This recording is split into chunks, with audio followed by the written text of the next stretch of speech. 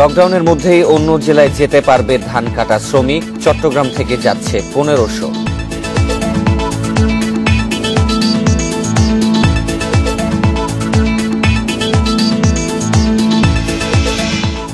প্রধানমন্ত্রীর নির্দেশে 50 লাখ দুস্থের তালিকা তৈরি শুরু। গাফিলতি সহ্য না করার হুঁশিয়ারি।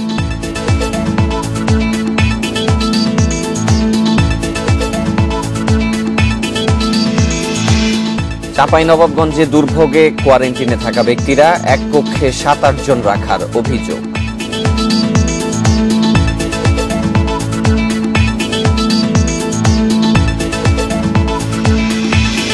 বেতন পাচ্ছেন না সরকারি বেসরকারি স্কুল কলেজের প্রায় 50,000 শিক্ষক, অভিযোগ পেলেই ব্যবস্থা।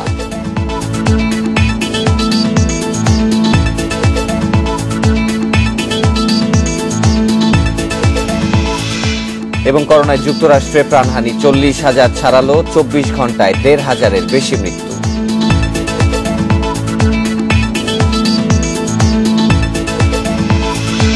স্বাগত 1 ঘন্টার বিরতিহীন ইন্ডিপেন্ডেন্ট সংবাদে।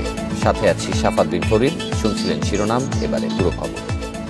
করোনা লকডাউনের মাঝে ধান কাটা শ্রমিকের এক জেলা থেকে অন্য জেলায় যাতায়াতের জন্য বিশেষ উদ্যোগ নিয়েছে সরকার। শ্রমিক সংকটে বোরো ধান ঘরে তোলা নিয়ে কৃষকের অনিশ্চয়তা কাটাতেই এই ব্যবস্থা। শ্রমিকরা অন্য জেলায় ধান কাটতে যেতে চাইলে সহযোগিতা করবে স্থানীয় জনপ্রতিনিধি ও উপজেলা প্রশাসন। সরকারের আভ্যন্তরীণ খাদ্যশস্য সংগ্রহের বেশিরভাগই আসে বোরো আবাদ থেকে। এবছর কেনা হবে 17.5 লাখ টন বোরো ধান চাল। করোনা সংক্রমণ ঠেকাতে চলছে লকডাউন, সবকিছু স্থবির। তাই বলে প্রকৃতি কিন্তু বসে নেই, ধানে পাক ধরেছে। কোথাও কোথাও নতুন বছর আসার প্রথম দিন থেকেই শুরু হয়ে গেছে ধান কাটা। কিন্তু কৃষকের কপালে চিন্তার রেখা। গাড়ি ঘোড়া বন্ধ, ধান কাটা শ্রমিক আসবে কি করে? কাটতে না পেরে মাঠে নষ্ট হবে না তো সোনালী ধান? সংকট সমাধানে তৎপর সরকার, নির্দেশ গেছে মাঠ প্রশাসনে। শ্রমিকদের নিজ জেলা থেকে অন্য জেলায় ধান কাটতে যেতে হলে শুরুতেই নিতে হবে ইউনিয়ন পরিষদের চেয়ারম্যান আর ইউনোর অনুমোদন। তারপর আর পথে আটকাবে না কেউ। এমনকি শ্রমিকরা যানবাহনের ব্যবস্থা করতে না পারলে গাড়ি ভাড়া করায় ইউনোদের সহযোগিতারও নির্দেশ দিয়েছে সরকার। সকল উপজেলা নির্বাহী অফিসারদেরকে নির্দেশনা দেওয়া হয়েছে, যদি কোনো শ্রমিক বাইরে যেতে আগ্রহ পোষণ করে তাদেরকে যেন সরাসরি এখান থেকে ট্রাকের মাধ্যমে এবং প্রশাসনিক সহায়তায় যে সকল জেলায় যেতে চায় তাদেরকে সেই জেলার সঙ্গে যোগাযোগ করে পাঠানোর ব্যবস্থা গ্রহণ করা হয়। সরকারের এমন সিদ্ধান্তে উজ্জীবিত মাসখানেক ধরে কর্মহীন শ্রমিকরা। তারা বলছেন, শ্রমিকদের যাতায়াতের ব্যবস্থা করায় আমরা খুশি। এখন অন্য জেলায় গিয়ে ধান কাটতে পারবো। কর্মহীন হয়ে আর ঘরে বসে থাকতে হবে না। ধানও ঘরে উঠবে, আমাদের আয়ও হবে। কৃষকের কষ্টের ফসল যেভাবেই হোক ঘরে তুলতে হবে। তাই শুধু শ্রমিক নয়, লকডাউনে ঘরে বসে থাকা শিক্ষার্থীদেরও ধান কাটায় সহযোগিতার আহ্বান প্রধানমন্ত্রীর। এখন যেহেতু ধান কাটা মৌসুম, আমি বলবো যে আমাদের দিনমজুর যারা এখন কাজ পাচ্ছেন না তাদের জন্য একটা সুযোগ। তারা কিন্তু অনেকে এই ধান কাটতে যেতে পারেন বা সকলেরই যাওয়া উচিত। আমাদের ছাত্র শিক্ষক সকলকে বলবো, বিশেষ করে ছাত্রদেরকে আমি বলবোই যে বিশ্ববিদ্যালয় কলেজের ছাত্ররা তারাও যেন একটু এগিয়ে আসে এবং সকলে মিলে এই ধানটা যদি আমরা ভালোভাবে তুলতে পারি, আল্লাহর রহমতে আমাদের খাবারের কোনো অভাব হবে না। সরকারি নির্দেশনার পর খুলনা, সাতক্ষীরা সহ দক্ষিণ পশ্চিমাঞ্চলের জেলাগুলো থেকে এরই মধ্যে অন্য জেলায় ধান কাটতে যেতে শুরু করেছেন শ্রমিকরা। Zahidul Bashar, Independent news, Dhaka. করোনার কারণে ধান কাটা শ্রমিক সংকট এখন হাওড় অঞ্চলে। এ সংকট কাটাতে চট্টগ্রাম নগর থেকে 1,500 শ্রমিক হাওড় অঞ্চলে পাঠানোর উদ্যোগ নিয়েছে পুলিশ। চট্টগ্রাম নগরে বাস করা হাওড় অঞ্চলের মানুষই কেবল পাচ্ছেন এ সুযোগ। হাওরের বুক জুড়ে এখন পাকা সোনালী ধান, কিন্তু ধান কাটার উৎসব নেই। করোনা সংক্রমণ ঠেকাতে বন্ধ গণপরিবহন। এ কারণে সংকট ধান কাটা শ্রমিকের। দুশ্চিন্তায় কিশোরগঞ্জ, সুনামগঞ্জ সহ হাওড়াঞ্চলের কৃষকরা। অন্যদিকে বছরের অন্য সময়ে চট্টগ্রামে কাজ করা অনেক দিনমজুরও অপেক্ষায় থাকেন এই সময়ের। যাবেন গ্রামে, নেবেন ধান কাটার কাজ, কিন্তু করোনার কারণে হচ্ছিল না সেই সুযোগ। চট্টগ্রাম থেকে এমন 1,500 শ্রমিক এবার পুলিশের ব্যবস্থাপনায় পাঠানো শুরু হয়েছে হাওড় অঞ্চলে। রোববার সন্ধ্যায় প্রথম দফায় 100 শ্রমিককে পাঠানো হয় কিশোরগঞ্জে। স্যার, আমরা ক্ষেত কাটার জন্য আমরা এই অষ্টরান লোক, আমরা ক্ষেত কাটানো লাগে, ক্ষেত নিজেও কিছু করছি আর মানুষের ক্ষেতের দাম কেন আমরা রহমত করছো, আল্লাহ রহমত করছে, যাইতেছি ভালো লাগতেছে না, আমরা দুই না গেলে আমরা আড়ক থাকলাম, কি তো বসলো।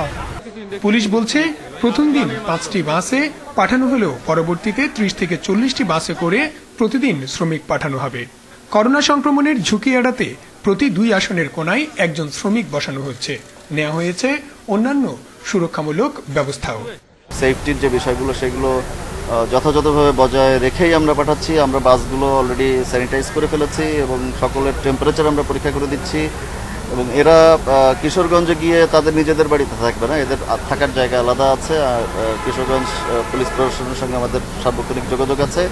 প্রাথমিকভাবে নির্ধারিত 1,500 শ্রমিকের বাইরেও যদি কেউ যেতে চায় পর্যায়ক্রমে তাদের পাঠানো হবে বলে জানিয়েছেন পুলিশ কর্মকর্তারা। Iftekhar Faisal, independent news, Chittagong.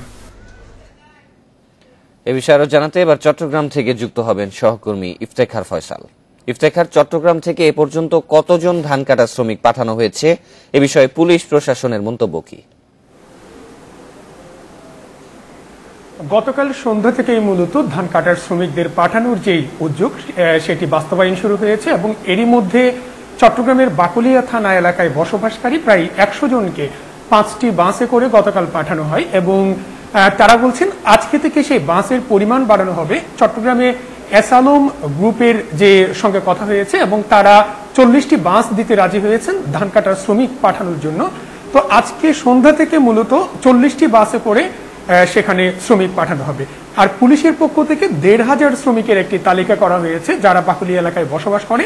সেই 1,500 শ্রমিককেই মূলত এখন পাঠানোর জন্য যেই কার্যক্রম সেটি চলমান আছে। কিন্তু পুলিশের পক্ষ থেকে বলা হচ্ছে যে হাওড় অঞ্চলের বিশেষ করে কিশোরগঞ্জে মূলত 1,500 শ্রমিক যাচ্ছে।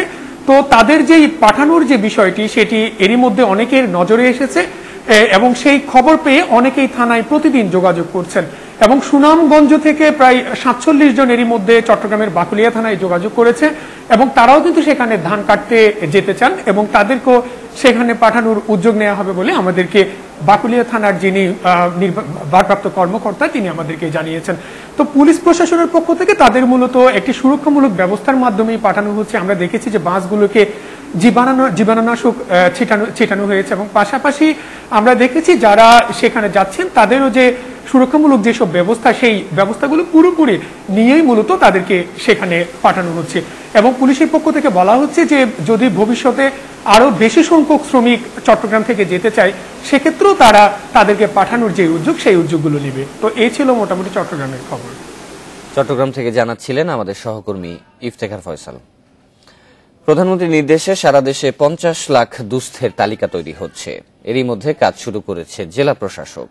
স্থানীয় সরকার মন্ত্রী হুঁশিয়ার করেছেন রেশন কার্ড তৈরিতে কোনো গাফিলতি সহ্য করা হবে না। শিগগির তালিকা প্রকাশ করা হবে বলেও জানান তিনি। ত্রাণ সহায়তা বাড়াতে সম্প্রতি 50 লাখ দুস্থের তালিকা তৈরির নির্দেশ দেন প্রধানমন্ত্রী। 50 লক্ষ মানুষের একটা আমরা তাদেরকে রেশন কার্ড এর পরপরই কাজ শুরু করেছে স্থানীয় জনপ্রশাসন। তালিকা তৈরির দায়িত্ব দেওয়া হয়েছে জেলা প্রশাসককে। জনপ্রতিনিধি ও রাজনৈতিক নেতাদের সাথে সমন্বয় করে এটি করতে বলা হয়েছে।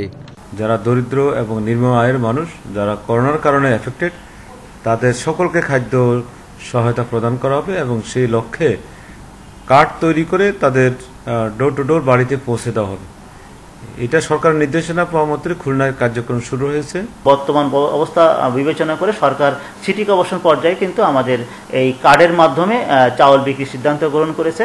আশা করি আমরা রোজার আগেই এই কাজটি শেষ করতে পারবো। স্থানীয় সরকার মন্ত্রী তাজুল ইসলাম জানিয়েছেন সরকারের খাদ্যবান্ধব কর্মসূচিকে এগিয়ে নিতে এ তালিকা করা হচ্ছে।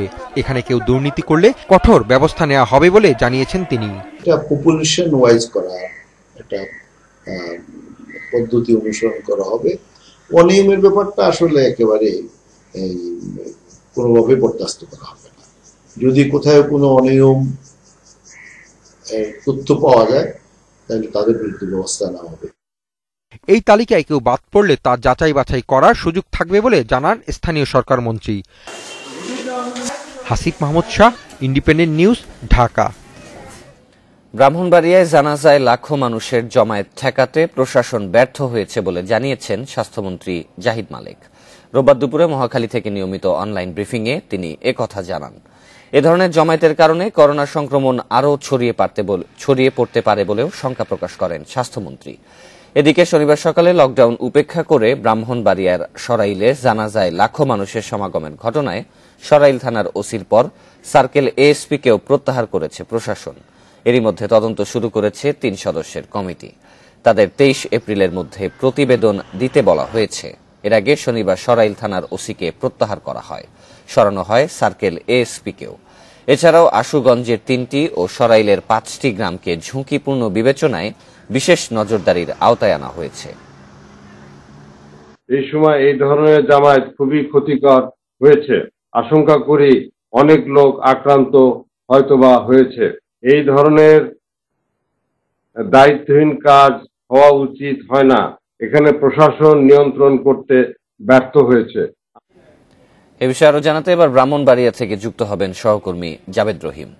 জাবেদ, সরাইল থানার ওসি ও সার্কেল এসপি প্রত্যাহারের ঘটনায় স্থানীয়রা কি বলছেন, আর সরাইলে যে ৫টি গ্রামকে ঝুঁকিপূর্ণ ঘোষণা করা হয়েছে ওইসব গ্রামের মানুষের উপর নজরদারিতে প্রশাসনের তৎপরতার বিষয়ে জানাবেন।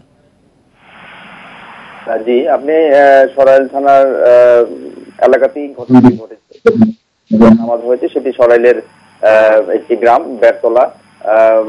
হাফেজ মাওলানা জুবাইর আহমেদ আনসারীর প্রতিষ্ঠিত মাদ্রাসাতেই ওনার জানাজার আয়োজন করা হয়েছিল। সেখান থেকে জানাজাটা ঢাকা সিলেট মহাসড়কের প্রায় ২ কিলোমিটার অংশে বিস্তৃত হয়। তো সেই হিসাবে এই মহাসড়কের পাশে যে গ্রামগুলি আছে ৮টি গ্রাম, সেখানে শনিবার সন্ধ্যার পর থেকে পুলিশ আবার নতুন করে লকডাউনের একটি ঘোষণা দেয় এবং এইসব গ্রামের যে মানুষ আছেন প্রায় ৪০-৩৫ হাজার মানুষ, তাদেরকে হোম কোয়ারেন্টাইনে থাকার জন্য একটি নির্দেশনা দেয়। তো এটি হচ্ছে যে আপনি ঢাকা সিলেট মহাসড়ক ব্রাহ্মণবাড়িয়ায় ঢোকার মুখে আশুগঞ্জ এবং এদিকে হবিগঞ্জের ৭ বর্গ এলাকায় এবং ব্রাহ্মণবাড়িয়ার চারদিকে কিন্তু পুলিশের একটি চেকপোস্ট রয়েছে। বিশেষ করে যেহেতু এটি সরাইল এলাকার ঘটনা, সেখানে সরাইল এলাকার পুলিশের একটি নির্বিকার মনোভাব ছিল এবং উপজেলা প্রশাসন, আমরা যখন ঘটনার পরে উপজেলা নির্বাহী কর্মকর্তা এস.এম. মুসাকে সঙ্গে কথা বলেছিলাম, তিনি বলেছেন যে তিনি এই বিষয়টি জানেনই না, জানাজার পরে তিনি শুনেছেন যে জানাজা এত লোক হয়েছে। যেহেতু জেলায় লকডাউন চলছে, জেলা প্রশাসক এই জেলাকে লকডাউন ঘোষণা করেছেন ১১ এপ্রিল, সেখানে প্রশাসনের, সেটি উপজেলা প্রশাসন হোক বা জেলা প্রশাসন হোক, তাদের কিন্তু একটি দায়িত্বের বিষয় এখানে ছিল। কিন্তু কেন এই যে বিভিন্ন জায়গায় চেকপোস্ট থাকার পরও দেশের বিভিন্ন স্থান থেকে, আপনি শুধু ব্রাহ্মণবাড়িয়া কিন্তু না, বা এই ৭ বা ৮ গ্রামের লোকজন কিন্তু জানাজায় অংশগ্রহণ করেনি। আমরা যেটা জানতে পেরেছি যে কিশোরগঞ্জ, ঢাকা, এদিকে হবিগঞ্জ, ব্রাহ্মণবাড়িয়ার পাশে কুমিল্লা, বিভিন্ন এলাকা থেকে কিন্তু লোকজন এই জানাজায় এসেছেন এবং আপনার এই জানাজায় অংশগ্রহণকারীরা ট্রাকে এবং পিক আপ ভ্যানে করে সেখানে জড়ো হয়েছেন। আর যেটি হচ্ছে যে ব্রাহ্মণবাড়িয়া থেকে জানাচ্ছিলেন আমাদের সহকর্মী জাবেদ রহিম। রোববার ঢাকা থেকে সিলেটে যাওয়া ট্রেনটি কর্মচারীদের বেতন ভাতা বহনকারী স্যালারি স্পেশাল ট্রেন বলে জানিয়েছে বাংলাদেশ রেলওয়ে। রোববার রাতে এক বিজ্ঞপ্তিতে এ তথ্য জানানো হয়। সিলেট স্টেশনে কর্মরত বিভিন্ন বিভাগের কর্মচারীরা স্টেশনে এসে রোববার ট্রেন থেকে বেতন গ্রহণ করেছে বলেও বিবৃতিতে উল্লেখ করা হয়। এতে আরো বলা হয়, সিলেট স্টেশনে কর্মরত বিভিন্ন বিভাগের কর্মচারীরা স্টেশনে এসে রোববার ট্রেন থেকে বেতন গ্রহণ করেছে বলেও বিবৃতিতে উল্লেখ করা হয়। এতে আরো বলা হয়, ঢাকা থেকে সকাল ৮টা-১০টায় ছেড়ে যাওয়া ট্রেনে যাত্রী ছিলেন গার্ড, এলএম, এএলএম, পাওয়ার কার অপারেটর, পে ক্লার্ক, নিরাপত্তা বাহিনীর সদস্য ও ভোলাগঞ্জ পাথর কোয়ারির নিরাপত্তা কর্মীরা। শনিবার নির্দেশনা ভেঙে ৫৫ যাত্রী নিয়ে ঢাকা থেকে ট্রেনে সিলেট যাওয়ার ঘটনায় তোলপাড় শুরু হয়। সেদিন রাতেই সিলেটের rail station manager Khalilur Rahman সহ ২৪ কর্মকর্তার বিরুদ্ধে ব্যবস্থা নেওয়ার সুপারিশ করে জেলা প্রশাসন। তখন বিষয়টি খতিয়ে দেখার আশ্বাস দেন মন্ত্রণালয়ের সিনিয়র সচিব মোহাম্মদ মোফাজ্জল হোসেন। জানান, অনিয়ম প্রমাণিত হলে বিধি অনুযায়ী ব্যবস্থা নেওয়া হবে।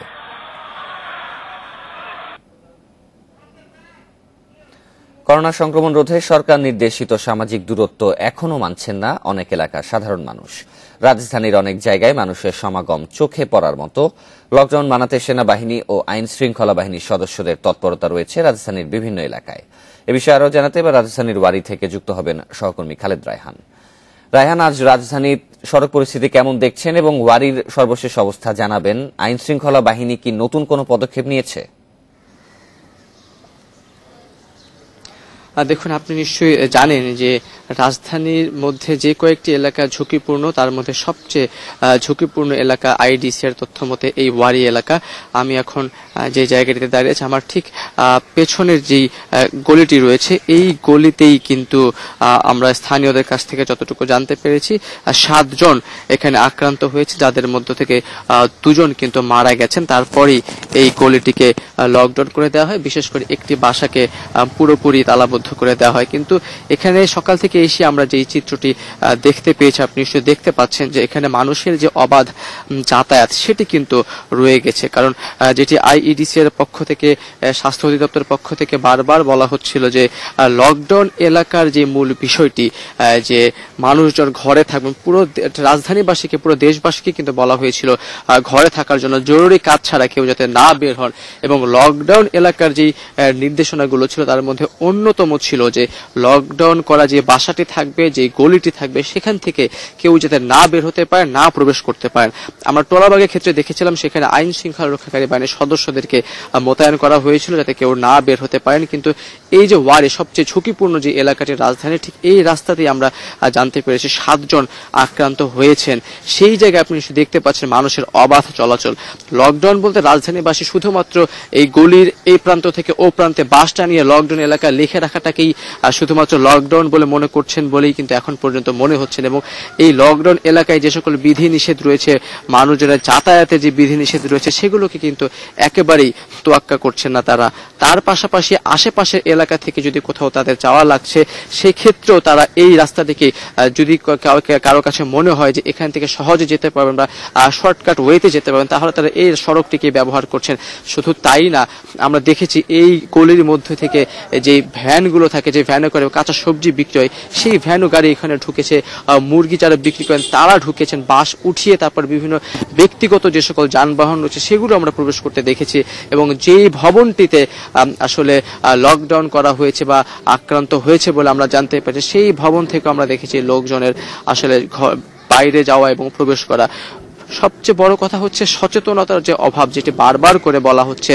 আইন শৃঙ্খলা রক্ষাকারী বাহিনীর সকল সদস্যরা যেটি বারবার করে চেষ্টা করছেন সচেতন করার জন্য, কাজ করে যাচ্ছেন, সেই জায়গাটিতে কিন্তু পুরো রাজধানীতে যেই চিত্র, লকডাউন এলাকাগুলো তো একই চিত্র। 1-2টি এলাকা ছাড়া কিন্তু প্রায় সবগুলো লকডাউন এলাকাতে আমরা দেখেছি যে সেখানে মানুষের অবাধ চলাচলের যে বিষয়টি সেটি কিন্তু রয়েছে। লকডাউন এলাকা বা লকডাউন বাসাতে যে বিশেষ নির্দেশনাগুলো দেওয়া হয়েছে, সেই জন্য আমরা কথাও বলেছিলাম আইন শৃঙ্খলা রক্ষাকারী বাহিনীর সদস্যদের সঙ্গে। তারা যেটি বলেছেন যে তাদের যে সকল জনবল রয়েছে, সেই জনবল দিয়ে প্রত্যেকটি বাসা, প্রত্যেকটি গলির সামনে নিশ্চয়ই পুলিশি পাহারা দেওয়া সম্ভব না। সেই জায়গাটিকে মাথায় রেখে জনগণকে সচেতন হতে হবে। কিন্তু আমরা প্রথম থেকে যেমনটা দেখে এসেছিলাম, সারা রাজধানীর যে পরিস্থিতি, লকডাউন এলাকা এবং লকডাউন বাসারও ঠিক একই পরিস্থিতি। মানুষ অবাধে ঘর থেকে বেরোচ্ছেন এবং সচেতনতার জায়গাটি এখনো তৈরি করতে পারেননি। করোনায় রাজধানী ঢাকার সর্বশেষ চিত্র ওয়ারি থেকে জানাচ্ছিলেন সহকর্মী খালেদ রায়হান। রাজধানীর কাঁচা বাজারগুলোয় একেবারেই মানা হচ্ছে না সামাজিক দূরত্বের বিষয়টি। অনেকেই একসঙ্গে জটলা করে কেনাকাটা করছেন, ব্যবহার করছেন না মাস্ক ও গ্লাভস। খালি হাতেই টাকা লেনদেন ও পণ্য দেয়া নেয়া চলছে। এ বিষয়ে আরও জানাতে রাজধানীর শান্তিনগর কাঁচা বাজার থেকে যোগ দিচ্ছেন সহকর্মী আল আমিন হোসেন। আল আমিন, সকালে তো আপনি মহাখালী কাঁচা বাজারে ছিলেন, এখন রয়েছেন শান্তিনগর বাজারে। তো এখানকার এই দুই জায়গার মধ্যে সামাজিক দূরত্ব কারা মেনেছেন, বা সরকার যেটা বলছে যে কাঁচা বাজার সরিয়ে নেওয়া হবে খোলা মাঠে, এ বিষয়ে এখানকার ক্রেতা বিক্রেতারা কি বলছেন?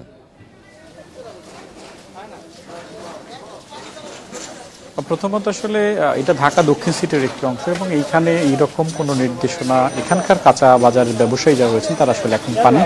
আপনি নিশ্চয়ই দেখতে পাচ্ছেন আমরা একটা গলির মধ্যে দাঁড়িয়েছি, অর্থাৎ সেই গলির দুই পাশেই সবজি বিক্রেতা কিংবা নানান পণ্য যারা বিক্রি করেন, বিশেষ করে কাঁচা বাজার সংশ্লিষ্ট, তারা কিন্তু দুই পাশে বসেন এবং যাওয়ার জায়গাটা খুবই আসলে সংকীর্ণ।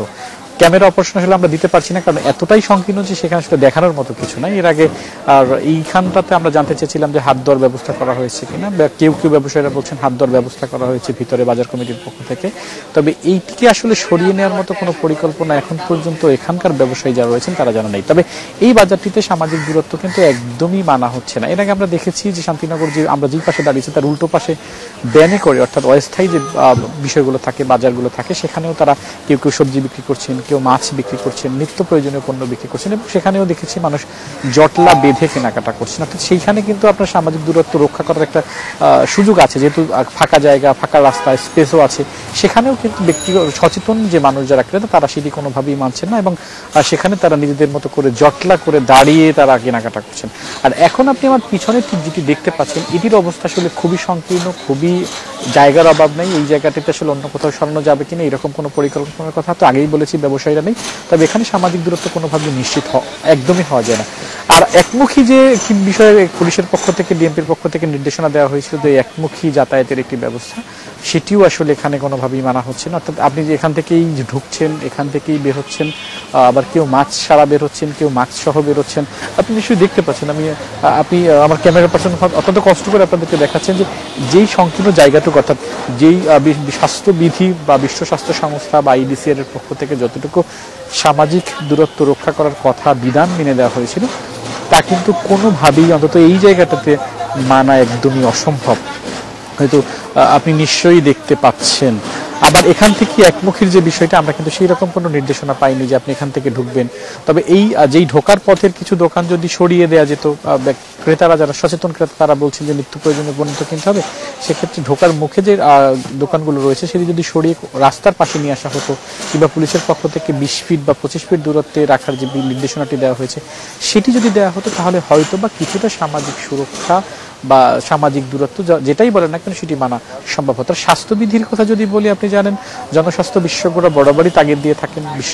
স্বাস্থ্য পরিবার কল্যাণ মন্ত্রীও কিন্তু সংবাদ সম্মেলনে বলেছেন যে বাজার থেকে এখন বেশি সংক্রমিত হচ্ছে, হটস্পটে একরকম বলা যায়, সেখানে নানান শ্রেণী পেশার মানুষ আছে। কিন্তু এই বিষয়গুলো নিয়ে যারা আসলে বাজার করছেন কিংবা যারা বিক্রি করছেন, যারা ক্রেতা বিক্রেতা, তাদের মধ্যে আমরা বিন্দু মাত্র সচেতনতার দেখতে পাইনি। যেটা দেখেছি সেটা হচ্ছে কেউ গ্লাভস পরেছেন, কেউ মাস্ক পরেছেন, কিন্তু সেটা আসলে কতটুকু সচেতন সে বিষয়েও কিন্তু প্রশ্ন থেকে যায়। অর্থাৎ নানানবিধ মানুষ এখানে তারা ঢুকছেন, বের হচ্ছেন, কেনাকাটা করছেন। করোনা নিয়ে আসলে তাদের কোনো চিন্তা নেই। আবার কিছুক্ষণ আগে আইনশৃঙ্খলা রক্ষাকারী বাহিনী, বিশেষ করে সেনাবাহিনীর সদস্যের একটি টিম এখান থেকে টহল দিয়ে গিয়েছেন। তখন আমরা দেখেছি এই যে গলিটা একদমই ফাঁকা ছিল, আর তারা মাইকিং করে যাচ্ছেন।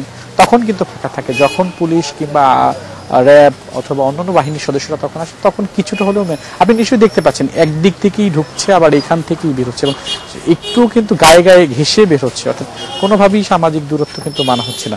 যা বলছিলাম যে পুলিশ এবং আর্মি লোকজন যখন আসে তখন সেটা আসলে কিছুটা মানা হয়, এরপরে তারা আসলে যখন চলে যান পরিস্থিতি সে আগের মতোই হয়ে যায়, কোনোভাবেই মানা হয় না। আমরা দেখেছি রাজধানীর বিভিন্ন কাঁচা বাজারে মার্কিং করে দেওয়া হয়েছে, সোশ্যাল ডিস্টেন্স মেনটেন করার জন্য একটি লাইন করে দেওয়া হয়েছে, এবং সেই লাইনটিও কিন্তু আসলে আমরা এখন পর্যন্ত এখানে দেখতে পাইনি। অর্থাৎ সেরকম কোনো চিহ্ন আমরা অন্তত এই গলিতে পাইনি। এবং সেক্ষেত্রে অন্য আরেকটা জায়গায় আমরা দেখেছি যে কিছু দোকান বন্ধ রাখা হয়েছে, কিছু দোকান খোলা রাখা হয়েছে। একটি বিশেষ বাজারের কথা বলছি, সেখানে আজকে যারা ব্যবসায়ীরা কেনাকাটা বিক্রি করবেন, আগামীকালকে যাতে তারা বিক্রি করতে না পারেন সেরকম একটি তালিকা বাজার কমিটির পক্ষ থেকে করা হয়েছে। অর্থাৎ এক পক্ষ একদিক থেকে দোকান করবেন এবং অন্য পক্ষ পরের দোকান নির্দেশনা মানা হয়েছে। সামাজিক দূরত্ব তো আসলে সব রকমভাবে এখানে উপকৃত হয়েছে, পাশাপাশি এখানে মানা হচ্ছে না স্বাস্থ্যবিধিও। অতএব এই বাজারটি যে আগামী দিনে হটস্পট হবে না বা এখান থেকেই কেউ সংক্রমিত হবেন না করোনায়, সে প্রশ্ন বা সে ভাবনার অবকাশ কিন্তু একদমই নেই। রাজধানী শান্তিনগর থেকে কাঁচা বাজার পরিস্থিতির সর্বশেষ জানাচ্ছিলেন সহকর্মী আল আমিন হোসেন। 14 জেলায় নতুন করে 54 জনের করোনা ভাইরাস শনাক্ত হয়েছে। জেলা সিভিল সার্জন কার্যালয় থেকে নিশ্চিত করা হয়েছে এসব তথ্য। এর মধ্যে কিশোরগঞ্জেই নতুন আক্রান্ত 23 জন। কিশোরগঞ্জে নতুন আক্রান্তদের মধ্যে 6 জন চিকিৎসক এবং 4 জন পুলিশ। এ নিয়ে জেলায় করোনা আক্রান্তের সংখ্যা দাঁড়িয়েছে 99 জনে। সবচেয়ে বেশি আক্রান্ত ভৈরবে 35 জন।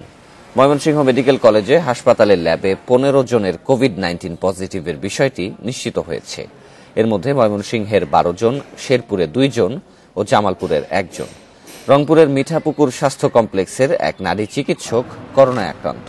চট্টগ্রামের BITID-তে করা পরীক্ষায় চট্টগ্রামের 4, লক্ষ্মীপুরের 4 ও নোয়াখালীর 1 জনের করোনা শনাক্ত হয়েছে। বরিশাল শেরেবাংলা মেডিকেলের আরও এক ইন্টার্ন চিকিৎসক কোভিড-19 পজিটিভ হয়েছেন। এছাড়া সিলেট, রাজশাহী, দিনাজপুর, সিরাজগঞ্জ ও রাজবাড়ীতে নতুন শনাক্ত হয়েছেন 5 জন। কিশোরগঞ্জের করোনা পরিস্থিতি সর্বশেষ জানাতে এবার আমাদের সাথে যুক্ত হবেন সহকর্মী শাহজাহান সাজু। সাজু, কিশোরগঞ্জে করোনা সংক্রমণের ঝুঁকি বেড়েই চলেছে, তো নিয়ন্ত্রণে প্রশাসনের তৎপরতা কেমন দেখছেন?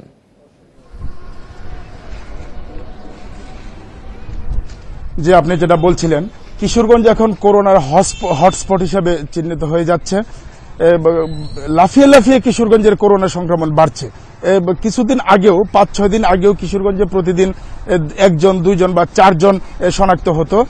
গত 4 দিন পর্যন্ত মানে 4 লাফেই 99 দাঁড়িয়েছে এখন জেলার করোনা সংক্রমণ।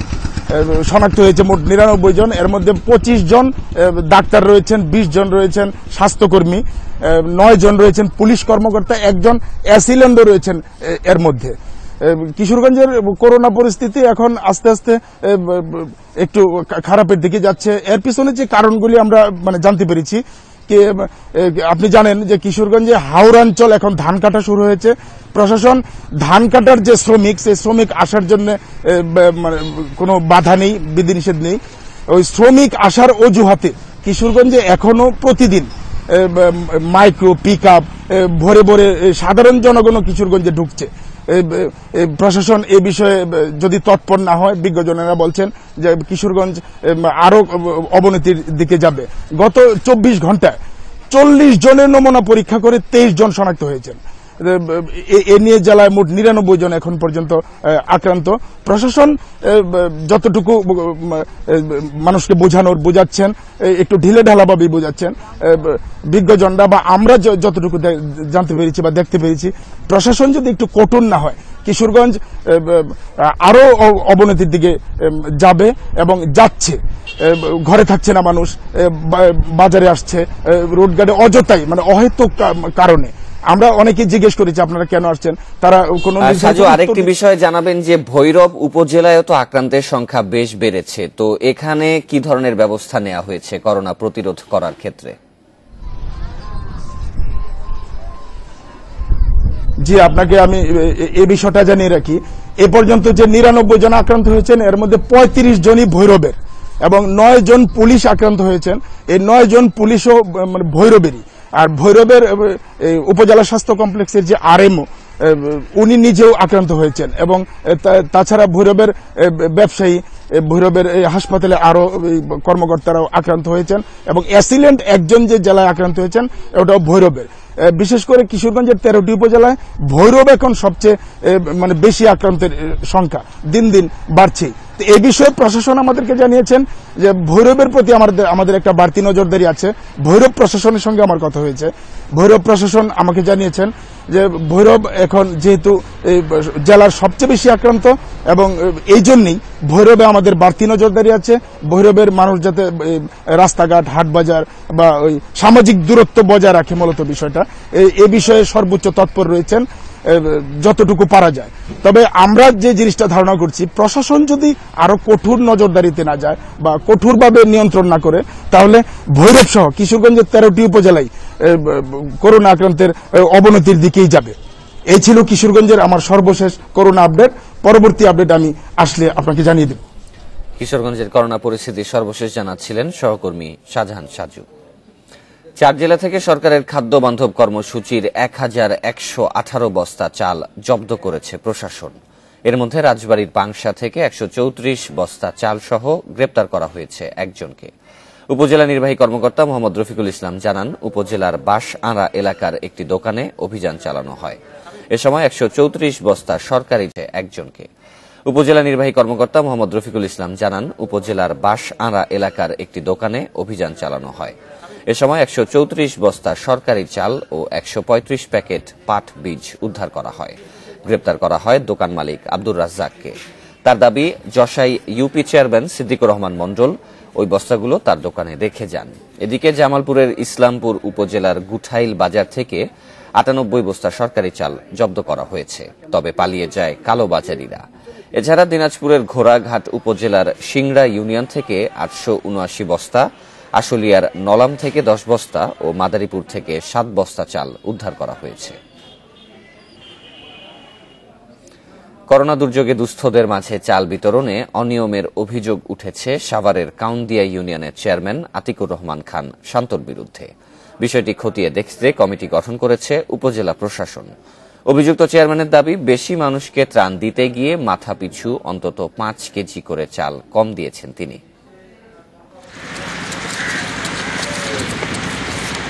রাজধানীর উপকণ্ঠে সাভার উপজেলার একটি ইউনিয়ন কাউন্দিয়া করোনা সংকট মোকাবেলায় দেশের অন্যান্য এলাকার মতো 4 দফায় প্রায় 4 মেট্রিক টন চাল বরাদ্দ দেয় সরকার। এর মধ্য থেকে এ পর্যন্ত 2.5 মেট্রিক টন বিতরণ করা হয়েছে। নিয়ম অনুযায়ী দুস্থ ও স্বল্প আয়ের মানুষদের নাম প্রতি 10 কেজি করে চাল বরাদ্দ দেওয়ার কথা থাকলেও দেওয়া হয়েছে 4 কেজি করে। তবে মাস্টার রোলে স্বাক্ষর নেওয়া হয়েছে 10 কেজির হিসেবে। চাল দেওয়ার কথা ছিল 10 কেজি, সেখানে পাইছে 4 কেজি চাল। তারপর 4.5 কেজি দিচ্ছে, তারপর বাকিটা কি হয়েছে আমরা জানি না। আমি পাই নাই, নাম লেখা নিয়েছি, আমি পাই না। আমার বললো যে আসলে দিব। ত্রাণ কোন প্রক্রিয়ায় এবং কিভাবে বিতরণ করা হয়েছে তাও জানেন না ওই ইউনিয়নের কয়েকজন ইউপি সদস্য। তাদের দাবি, চেয়ারম্যানের চাল আত্মসাৎ করার উদ্দেশ্য থাকায় তাদেরকে বিতরণ প্রক্রিয়ার সঙ্গে সম্পৃক্ত করা হয়নি। উনি বললো যে আমি 10 কেজি জায়গায় 5 কেজি দিচ্ছি, আমি 250 জায়গায় 500 লোকের দিচ্ছি। তো তখন বললো বাকি মাস্টার রোল গেলে দেন। উনি বলছে ঠিক আছে, আমি এটা দিয়ে দেবো। এখন দিচ্ছে কিনা আমরা জানি না, তবে প্রত্যেকটা লোক 10 কেজির জায়গায় 5 কেজি পাইছে। সুডেলে এবং মাস্টার রুলে আমরা পাইছি যে 10 কেজি করে। আমরা তখন জানার পরে তখন আমরা 2-4টা লোকের জিজ্ঞেস করলাম যে চাউল কতটি করে, তো উনিরা বললো যে আমরা 4-5 কেজি করে পাইছি। বাকি চাউল কোথায় ওটা তো আমরা জানি না, আমাদের তো ডাকে নেগে। চাল বিতরণে অনিয়মের বিষয়ে জানতে চাইলে অভিযুক্ত চেয়ারম্যান দাবি করেন, দুস্থ লোকজনের সংখ্যা বেশি হওয়ায় ত্রাণ সবার মাঝে ভাগ করে দেওয়া হয়েছে। পরিমাণে কম দিয়ে 10 কেজি করে পাওয়ার স্বাক্ষর নেওয়ার বিষয়টি ভুল হয়েছে বলে স্বীকার করেন তিনি। 2500 কেজি চাউলের ভিতরে আমরা 5 কেজি করে দিয়েছি। সেটা অবশ্য আমাদের সরকারি নিয়মটা এখানে যদি লঙ্ঘন হয়ে থাকে, কিন্তু আমরা এখানে কোনো এই চাউল আত্মসাৎ হয়েছে এই ধরনের কোনো প্রমাণ এখানে নাই। বিষয়টি খতিয়ে দেখতে তদন্ত কমিটি করেছে উপজেলা প্রশাসন। প্রাথমিকভাবে বিতরণে অনিয়মের প্রমাণ পেয়েছেন তারা। সরকার নির্ধারিত 10 কেজি চাল বিতরণ না করে সে 5 কেজি 6 কেজি করে চাল বিতরণ করতেছিল। এই জন্য অভিযোগ পাওয়ার পরেই আমরা উপজেলা নির্বাচন অফিসারকে তদন্তকারী অফিসার হিসেবে নিয়োগ দিই এবং উপজেলা নির্বাচন অফিসার ইতিমধ্যেই তদন্ত করে তদন্ত প্রতিবেদন জমা দিয়েছেন। আমি যথাযথ কর্তৃপক্ষের কাছে সেই প্রতিবেদন প্রেরণ করে গেছি। ত্রাণ বিতরণে অনিয়ম হলে কঠোর ব্যবস্থা নেওয়ার নির্দেশ দেন প্রধানমন্ত্রী। এরপর পরই ব্যাপক তৎপরতা শুরু করে প্রশাসন, আর এতে বেরিয়ে আসে অনিয়ম ও দুর্নীতির তথ্য। Ilias Ahmed Khan, independent news, Dhaka. জাতির জনক বঙ্গবন্ধু শেখ মুজিবুর রহমানের আরেক খুনি রিসেলদার মুসলিম উদ্দিনকে ভারতের উত্তর 24 পরগনা থেকে আটকের বিষয়টি নিশ্চিত করতে পারেনি পশ্চিমবঙ্গ পুলিশ। ইন্ডিপেন্ডেন্ট টেলিভিশনের পক্ষ থেকে যোগাযোগ করা হলে তারা জানায়, এ ধরনের কিছু তথ্য তারা জানতে পারলেও এ ঘটনা নিশ্চিত করতে পারবেন রাজ্য পুলিশের মহানির্দেশক। তবে তার সাথে যোগাযোগ করার চেষ্টা করা হলেও কোনো বক্তব্য পাওয়া যায়নি। এদিকে একটি সূত্রের বরাত দিয়ে ভারতের আনন্দবাজার পত্রিকা বলেছে, ভারতীয় গোয়েন্দাদের সহযোগিতায় রিসেলদার মুসলিম উদ্দিনকে আটক করা হয়ে থাকতে পারে। প্রতিবেদনে বলা হয়, আব্দুল মাজেদের গ্রেফতারের পর তার কাছ থেকে পাওয়া তথ্য থেকে মুসলিম উদ্দিনের খোঁজ পায় গোয়েন্দারা। পরিচয় লুকিয়ে বঙ্গবন্ধুর খুনি দীর্ঘদিন ধরে পশ্চিমবঙ্গে অবস্থান করছিলেন, এমন দাবি বাংলাদেশের গোয়েন্দা সূত্রের। উত্তর 24 পরগনার একটি ছোট শহরে ইউনানি চিকিৎসক সেজে ভাড়া থাকছিলেন মুসলিম উদ্দিন, এমন বলেছে গোয়েন্দারা। তবে বাংলাদেশ বা ভারতের কোনো দায়িত্বশীল সূত্রই এখন পর্যন্ত রিসেলদার মুসলিম উদ্দিনের বর্তমান অবস্থান বা গ্রেফতারের বিষয়টি নিশ্চিত করছে না।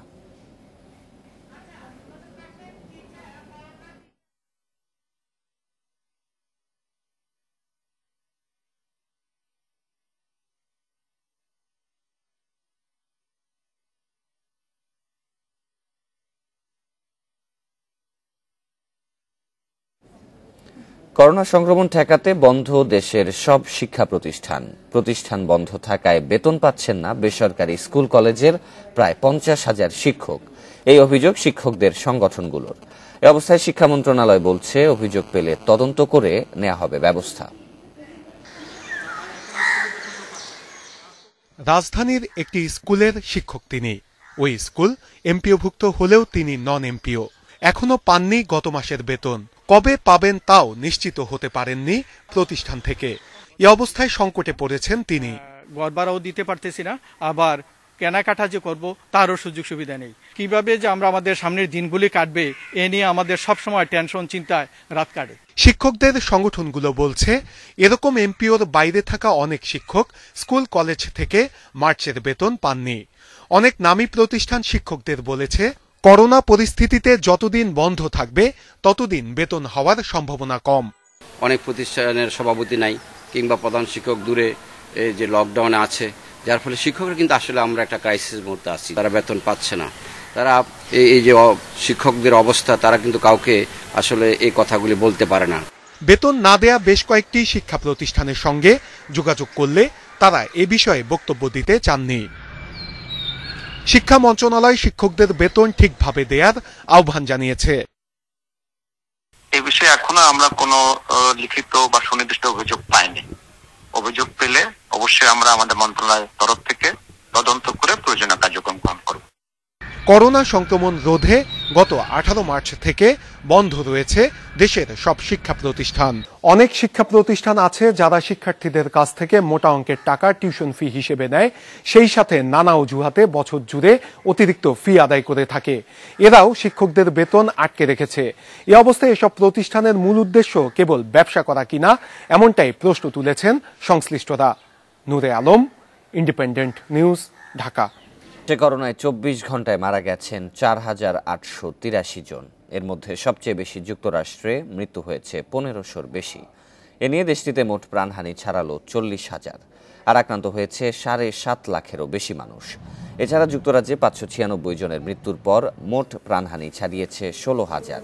ইটালিতে নতুন করে 433, স্পেনে 410, ফ্রান্সে 395 এবং বেলজিয়ামে মৃত্যু হয়েছে 230 জনের। বিশ্বে নতুন করে আক্রান্ত 75,000-এর বেশি। মোট মৃতের সংখ্যা ছাড়ালো 1,65,000। করোনা ছড়িয়েছে 210 দেশ ও অঞ্চলে, আক্রান্ত প্রায় 24 লাখ। এর মধ্যে সুস্থ হয়েছেন 6,24,000-এর বেশি।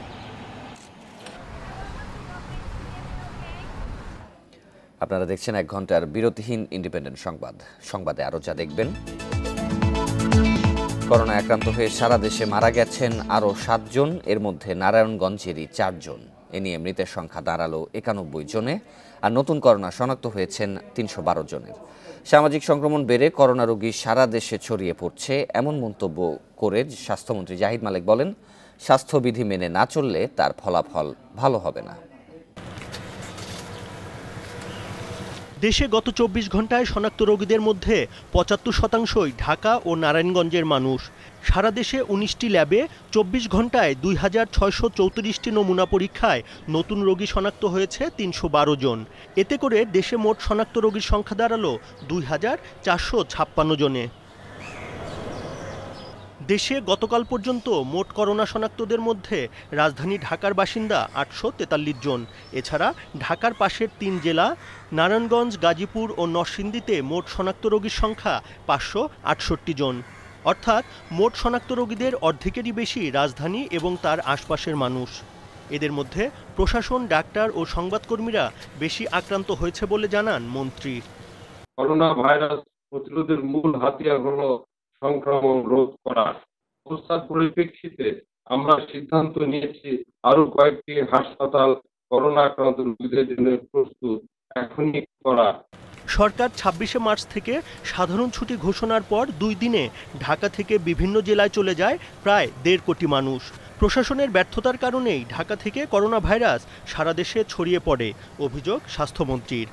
দেশে মোট আক্রান্ত করোনা রোগীদের মধ্যে 45% বয়স 21 থেকে 40 বছর, আর নতুন করোনা শনাক্তদের 66% পুরুষ আর 34% নারী। লোকজন আক্রান্ত এলাকা হতে ভালো এলাকায় যাচ্ছেন, নতুন লোক আক্রান্ত হচ্ছে, অর্থাৎ কমিউনিটি ট্রান্সমিশন বেড়ে যাচ্ছে। আমরা যদি স্বাস্থ্য নির্দেশনাবলী না মেনে চলি, আমাদের ফলাফল ভালো হবে না। তাই অনুরোধ করব, স্বাস্থ্য বিধিমালাগুলো মেনে চলুন। আমরা সর্বমোট নমুনা সংগ্রহ হয়েছে গতকাল 2749টি এবং পরীক্ষা হয়েছে 2634টি এবং তার মধ্যে 312 জন শনাক্ত হয়েছেন। করোনা আক্রান্তদের মাঝে নতুন 9 জন সহ মোট সুস্থ হয়ে বাড়ি ফিরেছেন 75 জন, আর বিভিন্ন হাসপাতালে চিকিৎসাধীন আছেন 550 জন। স্বাস্থ্য বিভাগ বলছে করোনা প্রতিরোধে সামাজিক দূরত্ব না মানলে পরিস্থিতি নিয়ন্ত্রণের বাইরে চলে যাবে।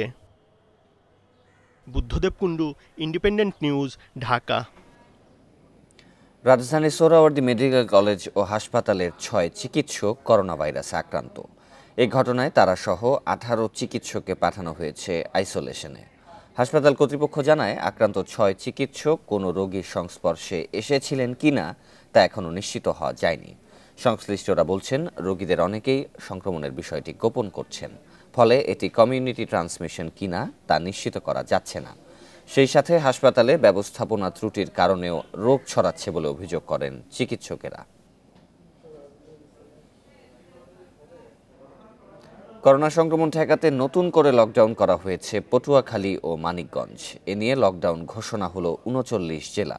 রোববার সন্ধ্যা থেকে তা কার্যকর করা হয়েছে। পটুয়াখালীতে এ পর্যন্ত 2 জনের করোনার সংক্রমণ শনাক্ত হয়েছে। তবে পাশে 2 জেলা বরিশাল ও বরগুনায় পরিস্থিতির অবনতি হওয়ায় সেখানেও লকডাউন ঘোষণা করেছে প্রশাসন। এদিকে সংক্রমণ ঝুঁকিতে থাকা বিভিন্ন জেলা থেকে প্রবেশ ঠেকাতে মানিকগঞ্জের লকডাউন ঘোষণা করা হয়েছে। জেলার মধ্যে এক উপজেলা থেকে অন্য উপজেলায় আসা যাওয়াও নিষিদ্ধ করেছে প্রশাসন।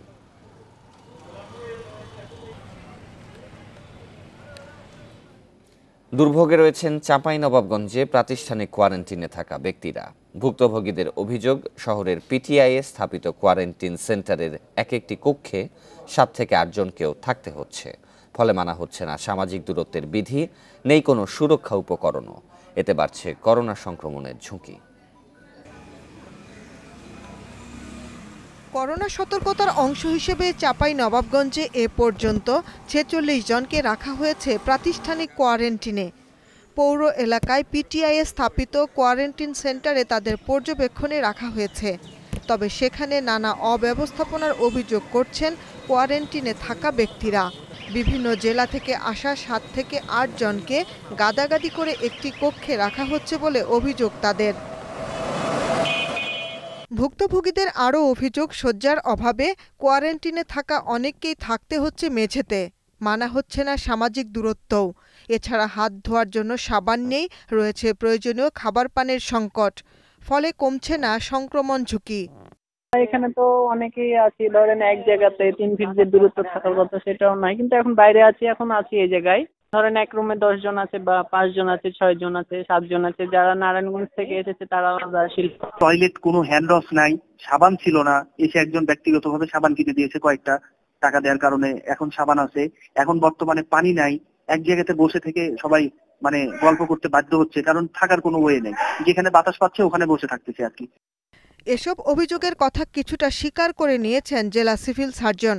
তবে এক্ষেত্রে তেমন কিছু করার নেই জানিয়ে তিনি বলেন, কিছু পরীক্ষা নিরীক্ষার জন্য অনেককে কোয়ারেন্টিনে রাখা হয়েছে। যদি ঘরের লোক ঘরে থাকতো তাহলে তো কোনো সমস্যা ছিল না। নারায়ণগঞ্জ, ঢাকা সব জায়গা থেকে আসে এবং এরা হচ্ছে খুব ভালো নারায়ণ। একটু তো কষ্ট হচ্ছে বটেই, কিন্তু এছাড়া তো আমাদের উপায় নেই। আমরা জাস্ট হচ্ছে 24 ঘন্টা একটু আইসোলেশন প্লাস অবজারভেশন এবং হচ্ছে আপনার কি বলে যে কালেকশন। সিভিল সার্জন আরও জানান, কোয়ারেন্টিন সেন্টারে প্রায় প্রতিদিনই নতুন নতুন লোক আসছে, আবার অনেকে ছাড়পত্র নিয়ে চলেও যাচ্ছেন। Independent news desk. করোনার ক্ষতি কাটিয়ে উঠতে বাড়তি অর্থের যোগান নিশ্চিতে কাজ শুরু করেছে সরকার। পরিকল্পনামন্ত্রী এম এ মান্নান জানিয়েছেন, বার্ষিক উন্নয়ন কর্মসূচির অব্যবহৃত অর্থ করোনা সংক্রান্ত ব্যয় মেটাতে ব্যবহার করা হবে। এছাড়া বিশ্বব্যাংক সহ 6 আন্তর্জাতিক সংস্থার কাছে $240 কোটি প্রস্তাব পাঠানো হয়েছে।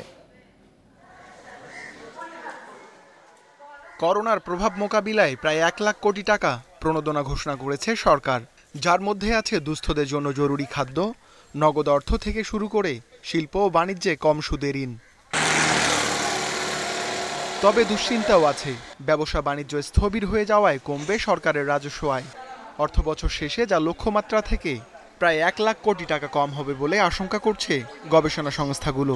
তাই বার্ষিক উন্নয়ন কর্মসূচি বা এডিপির অর্থ শ্রমজীবী মানুষের কল্যাণে খরচের সিদ্ধান্ত নিয়েছে সরকার।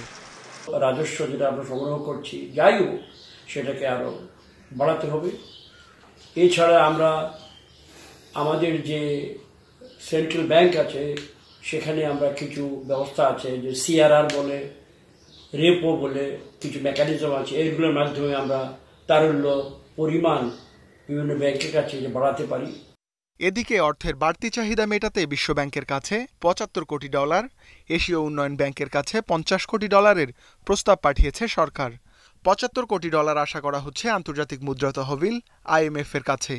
$25 কোটি ঋণ প্রস্তাব দেয়া হয়েছে এশিয়ান ইনফ্রাস্ট্রাকচার অ্যান্ড ইনভেস্টমেন্ট ব্যাংকে। এছাড়া ইসলামী উন্নয়ন ব্যাংক ও তাদের আরেক সহযোগী প্রতিষ্ঠান ITFCর কাছে $15 কোটি প্রত্যাশা করা হচ্ছে। আমাদের অর্থ মন্ত্রণালয় সেটা ঢাকায় এই সকল সংস্থা যারা প্রধানরা আছেন বা অফিসগুলো আছে তার সঙ্গে যোগাযোগ করেছেন, প্রাথমিকভাবে হিসাব নিকাশ করে একটা তারা দাবি করেছেন বা ডিমান্ড প্লেস করেছেন যে আমাদের এত টাকা লাগবে। সরকারের সব উদ্যোগকে ইতিবাচক বলছেন অর্থনীতিবিদরা। বাংলাদেশের উপর এই করোনার প্রতিঘাতটা অত্যন্ত ব্যাপক, সেই জন্য এবং বাংলাদেশের যে পূর্বের ডেট পেমেন্ট রেকর্ড বা ডেট সার্ভিসিং রেকর্ড সেটা অত্যন্ত স্যাটিসফ্যাক্টরি। এই দুটোকে মিলিয়ে বাংলাদেশ এই আমাদের আন্তর্জাতিক উন্নয়ন সহযোগীদের কাছে যতটা সম্ভব কনসেশনাল রেটে এবং কনসেশনাল টার্মসে এই সহযোগিতাটা নিতে পারে ততই আমাদের জন্য ভালো। করোনা পরিস্থিতি মোকাবিলায় এরই মধ্যে জরুরি সহায়তা হিসেবে স্বাস্থ্য মন্ত্রণালয়ের একটি প্রকল্পে $10 কোটি ঋণ দেওয়ার ঘোষণা দিয়েছে বিশ্বব্যাংক। Ruhul Amin, independent news, Dhaka. গ্রীষ্মের রসালো ফল তরমুজ রাজধানীর আড়ত বাজারে সাজানো রয়েছে থরে থরে, কিন্তু ক্রেতা নেই। আড়তে কেজি প্রতি তরমুজ বিক্রি হচ্ছে 20 থেকে 30 টাকায়, খুচরায় অবশ্য এর দাম দ্বিগুণ। পাইকার সংকটে জমিতেই আছে অনেক তরমুজ, নষ্ট হলে ক্ষতি হবে কৃষকের।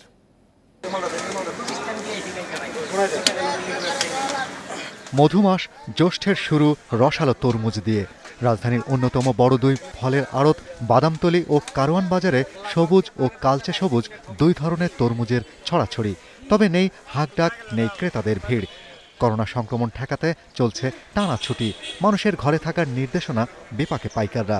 গত বছর যা আকারে 100 তরমুজ বিক্রি হয়েছে প্রায় 20,000 টাকায়, এবছর তার দাম উঠছে 5 থেকে 6,000 টাকা। আমরা যে 20 লাখ 30 লাখ টাকা দাতন দিছি ক্ষেত মালিকদেরকে বা ব্যাপারীদেরকে, তারা যে আসবে আইসে এখন তারা যাবে কি করে? আর মালটা যে নিয়ে আসবে তারা তো মালের সাথে আসতে হবে, না এসে তো আমাদেরকে বুঝাই দিতে পারবে না। আর এখন যেই কটা মাল পাঠাইতেছে, যেই গাড়ি ভাড়া দিছে আমরা 20,000 টাকা, সেই গাড়ি ভাড়া এখন বর্তমান 30, 35, 40,000 টাকা যা দাঁড়াইতেছে। বাইরেদের কারণে আবার এই লকডাউন করে রাখছে, এই জন্য পার্টিরা আসতে পারে না, এই জন্য পার্টি কম, এই জন্য তরমুজের বাজার এখন কম। পাইকাররা বলছেন এবার তরমুজের ফলন গত কয়েক বছরের তুলনায় বেশি। লকডাউনের কারণে কৃষকদের কাছ থেকে কম দামে কিনতে পারলেও বেড়েছে পরিবহন খরচ। কৃষকদের কাছে পাইকাররা যাচ্ছেন কম। আড়তের মতো খুচরা বাজারেও তরমুজের ক্রেতা কম। এই মৌসুমে বাজারে তো একটা খারাপ। কেন? পরিবহনের কারণে এগুলো আপনার মাল ঠিক মতো খেতালারা দাম পাইতেছে না। বেচার যারা পাইকার যারা মাল কিনে খাওয়ানোর লোকজন এরা সিটে পেটে আছে, ঢাকা শহরে নাই। মাল প্রচুর আমদানি, মাল চলতেছে না, বিক্রি কম হচ্ছে। হ্যাঁ কম হচ্ছে, মাইসে দুপুর টাইম দিছে তো ওই লেগে বেচা কিনি হয় না, কোনো ব্যাপারী কাস্টমার কম নেই মাল। অনেক বড় বড় তরমুজ 100 টাকা বেচতে হয়। গত বছর কত করে বিক্রি? গত বছর তো দাম বেশি ছিল, এবারে তো তরমুজ বেশি। গতবার তরমুজ একটু কম ছিল তো বৃষ্টির কারণে, এবারে বৃষ্টি হয় না, তা তরমুজ ভালো হয়েছে কিন্তু দাম নাই। এদিকে প্রান্তিক চাষিরা বলছেন 10 থেকে 15 দিনের মধ্যে ক্ষেতে তরমুজ বিক্রি করতে না পারলে জমিতেই নষ্ট হবে ফল। এর মধ্যে শিলাবৃষ্টি ও প্রাকৃতিক দুর্যোগ হলে চরম ক্ষতিগ্রস্ত হবে কৃষক। ধার করছি, কর্জ করছি, ব্যাংকের টাকা লইছি, লইয়া মনে করেন যে এটা করছি। এখন মেঘ বৃষ্টি দেখি আমরা যে কি করমু না করমু, কই যাইমু কই নিমু, এইটারই আমাকে কোনো একটা ইয়া করতে পারি না। কৃষি গবেষকেরা বলছেন তরমুজে প্রচুর অ্যান্টিঅক্সিডেন্ট থাকায় দেহের অবসাদ দূর করে, সেই সঙ্গে ফুসফুসের সংক্রমণ রোধেও কাজ করে। কৃষক ও ব্যবসায়ীদের স্বস্তি দিতে ত্রাণ তালিকায় তরমুজ রাখা যেতে পারে বলে মনে করেন ভুক্তভোগী কৃষক ও জনপ্রতিনিধিরা। কৃষকরা যাতে ক্ষতিগ্রস্ত না হয় এই কৃষকের বিবেচনা করে মাননীয় প্রধানমন্ত্রীর নির্দেশে আজকে আমরা এই কৃষক থেকে তরমুজ কিনে যাতে কৃষকরা ক্ষতিগ্রস্ত না হয় আমরা সাধারণ মানুষের মাঝে যাচ্ছি। এবছর দেশের 8টি এলাকায় প্রায় 14,000 হেক্টর জমিতে চাষ হয়েছে রঙ্গবতী ও গোলাপটিয়া জাতের তরমুজ। Shahriar Anirban, independent news, Dhaka. Corona আক্রান্তদের চিকিৎসায় বাংলাদেশের কাছ থেকে হাইড্রোক্লোরোকুইন ট্যাবলেট নিতে চায় মালয়েশিয়া। এজন্য এই ওষুধ রপ্তানির উপর নিষেধাজ্ঞা প্রত্যাহার করতে বাংলাদেশকে অনুরোধ জানিয়েছে দেশটি। পররাষ্ট্রমন্ত্রী একে আব্দুল মোমেনকে চিঠি দিয়েছেন মালয়েশিয়ার পররাষ্ট্রমন্ত্রী হিসামুদ্দিন তুন হোসেন। হাইড্রোক্লোরোকুইন ওষুধ মালয়েশিয়ায় করোনা রোগীর চিকিৎসায় গুরুত্বপূর্ণ বলে উল্লেখ করেছেন হিসামুদ্দিন তুন হোসেন। একই সাথে বর্তমান পরিস্থিতি মোকাবিলায় বাংলাদেশের সঙ্গে একসাথে কাজ করার আগ্রহ দেখিয়েছে মালয়েশিয়া। এক বিজ্ঞপ্তিতে পররাষ্ট্র মন্ত্রণালয় জানিয়েছে, করোনা প্রতিরোধে মালয়েশিয়ায় বসবাসরত বাংলাদেশিদের সব ধরনের সহযোগিতা দিচ্ছে দেশটি। বগুড়া ও ফরিদপুরে আজ থেকে শুরু হচ্ছে করোনা ভাইরাস শনাক্তের নমুনা সংগ্রহ পরীক্ষা। নতুন এই দুটি ল্যাব চালুর মধ্য দিয়ে রাজধানীর বাইরে করোনা পরীক্ষার ল্যাবের সংখ্যা বেড়ে দাঁড়ালো 10টিতে। শহীদ জিয়াউর রহমান মেডিকেল কলেজ হাসপাতালে স্থাপিত ল্যাবে প্রতিদিন 94 নমুনা পরীক্ষা করা যাবে। প্রাথমিকভাবে জেলা থেকে সংগ্রহ নমুনা এখানে পরীক্ষা করা হবে। পরবর্তীতে আশপাশের জেলা থেকেও নমুনা পরীক্ষা সম্ভব। ফরিদপুর মেডিকেল কলেজ হাসপাতালের পিসিআর ল্যাবে প্রতিদিন সকাল 10টা থেকে সন্ধ্যা 6টা পর্যন্ত চলবে নমুনা পরীক্ষা। এই ল্যাবেও প্রতিদিন 94 নমুনা পরীক্ষা করা যাবে। পঞ্চগড়ের সিং রোডে প্রধানপাড়া সীমান্তে বিএসএফের গুলিতে আহত কিশোরের মৃত্যু হয়েছে। রংপুর মেডিকেল কলেজ হাসপাতালে চিকিৎসাধীন অবস্থায় রোববার রাতে মারা যায় শিমুন রায় নামের ওই কিশোর।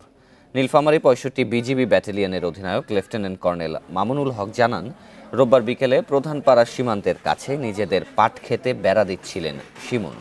সে সময় ভারতের সাকাতি সীমান্ত ফাঁড়ির বিএসএফ সদস্যদের সঙ্গে তার বাক বিতণ্ডা হয়। এক পর্যায়ে তাকে গুলি করা হয়। পরে উদ্ধার করে প্রথমে পঞ্চগড় আধুনিক সদর হাসপাতাল ও পরে নেওয়া হয় রংপুর মেডিকেল কলেজ হাসপাতালে। সেখানে চিকিৎসাধীন অবস্থায় মারা যায় শিমুন। ঘটনার প্রতিবাদ জানিয়ে বিএসএফকে চিঠি দিয়েছে বিজিবি। এই ছিল 1 ঘন্টার বিরতিহীন ইন্ডিপেন্ডেন্ট সংবাদে। ইন্ডিপেন্ডেন্ট টেলিভিশনের সব খবর আরও বিস্তারিত জানতে চোখ রাখুন ফেসবুক, ইউটিউব এবং টুইটারে। ধন্যবাদ সবাইকে।